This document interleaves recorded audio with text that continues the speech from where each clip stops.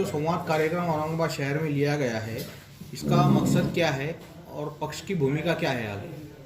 वंचित बहुजन आघाड़ी के जिला और शहर के तमाम मुस्लिम पदाधिकारी और कार्यकर्ताओं का एक संवाद बैठक आज यहाँ पर आयोजित की गई थी।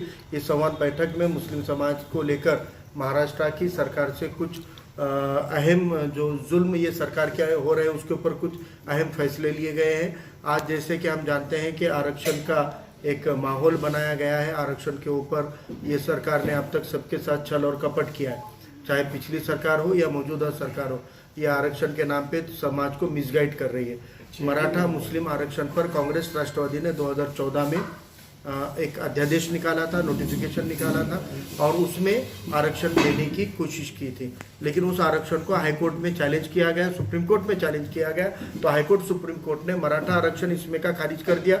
मुसलमानों के नौकरी के आरक्षण को भी स्टे किया, लेकिन मुसलमानों के तालीमी आरक्षण को लागू करने की सूचनाएं सरकार को दी। इसके बावजूद अब तक फडणवीस सरकार ने हिंदू वोट बैंक की राजनीति करते हुए उस आरक्षण को लागू नहीं किया और मौजूदा सरकार जो अपने आप को सेक्युलर कहती है, जो मुसलमानों के वोट लेकर भी मुसलमानों से बेईमानी करती है, वो कांग्रेस राष्ट्रवादी के नेता नवाब मलिक कहते हैं कि मुसलमान को हम आरक्षण नहीं दे सकते, संविधान में तरतूद नहीं है। तो नवाब मलिक साहब से मेरा सवाल है कि 2014 में आप ही की हुकूमत ने जब मुसलमानों को आरक्षण दिया था तो आप या तो आप नशे में थे या तो आप मुसलमानों को बेवकूफ़ बना रहे थे।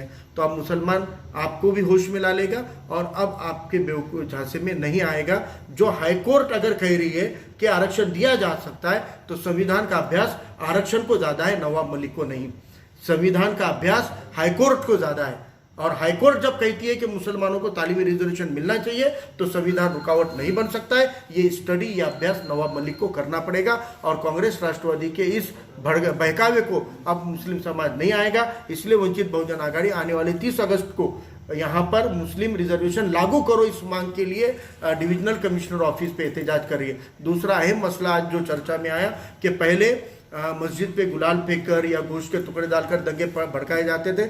मौजूदा हालात के अंदर सोशल मीडिया के ऊपर हमारे अकीदों की बेहुरमती करके दंगे और फिसाद भड़काने की साजिशें मुल्क के अंदर हो रही है, रियासत के अंदर हो रही है। हमने देखा है कि बेंगलोर से लेकर नांदेड़ तक हाल ही में कि बेहुरमती की जा रही है, नबी करीम सल्लल्लाहु अलैहि वसल्लम की बेहुरमती की जाती है, कुरान शरीफ की बेहुरमती की जाती है या किसी महामानव की बेहुरमती की जाती है और दंगों के जैसा माहौल बनाया जाता है जिससे हिंदू पोलराइजेशन होता है और बीजेपी सेना जैसी ताकतों को फायदा मिलता है। तो आदरणीय प्रकाश अंबेडकर साहब ने मुंबई को 17 जून को प्रेस कॉन्फ्रेंस लेकर एक कानून का ड्राफ्ट जारी किया जिसमें कहा गया है कि बेहुरमती करने वालों के खिलाफ सख्त कानून बनाया जाए, जिस कानून के तहत उनको बेल नहीं मिलनी चाहिए। महीनों तक अगर वो जेल में सड़ेंगे बेहुरमती करने वाले तो आइंदा कोई हिम्मत नहीं करेगा बेहुरमती करने की। एक ऐसा कड़क कानून बनाया जाए जिसमें बेल ना हो और 5 से 10 साल की सजा रहे और 50,000 से 1 लाख का जुर्माना रहे। उस ड्राफ्ट को हमने आमदार कपिल पाटिल के जरिए मुख्यमंत्री तक पहुंचाया है।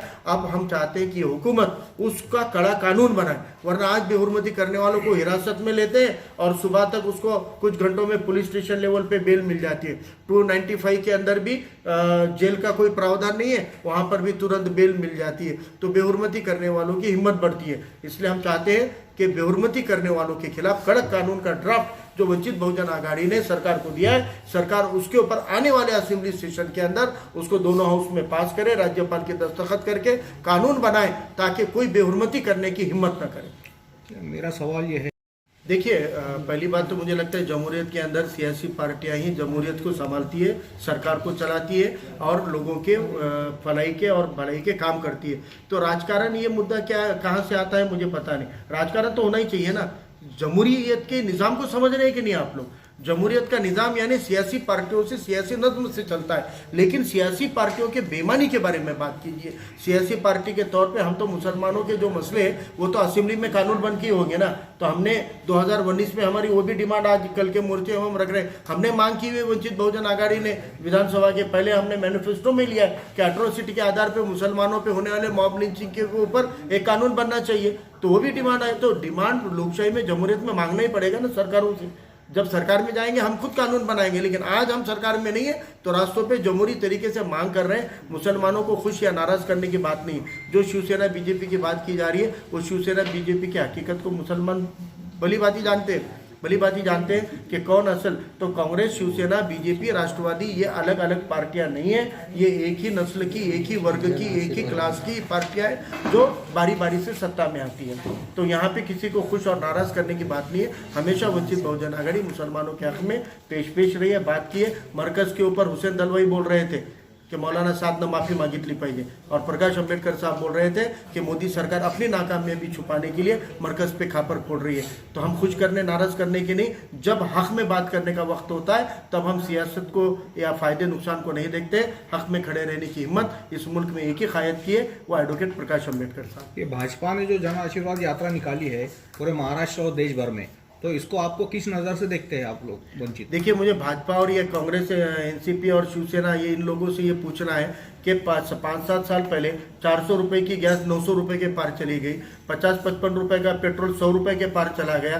तो अब तुम लोगों को जन आशीर्वाद यात्रा निकालनी चाहिए या भाजपा ने जन माफी यात्रा निकालनी चाहिए? इन्होंने तो माफी मांगनी चाहिए अभी हुकूमत पूरे आवाम के साथ में। आवाम को धोखा दिया है, आवाम का पाकिट मारा है, आवाम के जेब में हाथ डाला है। और पहले तो कमाई के जरिए नहीं है, लॉकडाउन लगाकर, कोविड लगाकर लोगों का खून चूस रहे हैं, लोगों को घरों में कैद कर रहे हैं, रोजगार छीने जा रहे हैं, नौकरी नहीं है, काम नहीं है, और ऊपर से ये दुगने दामों पे, तिगने दामों के ऊपर अखराजात चले गए, खर्चे चले गए। तो अब इन्होंने तो माफी मांगनी चाहिए आवाम के साथ में, जन माफी मांगनी चाहिए।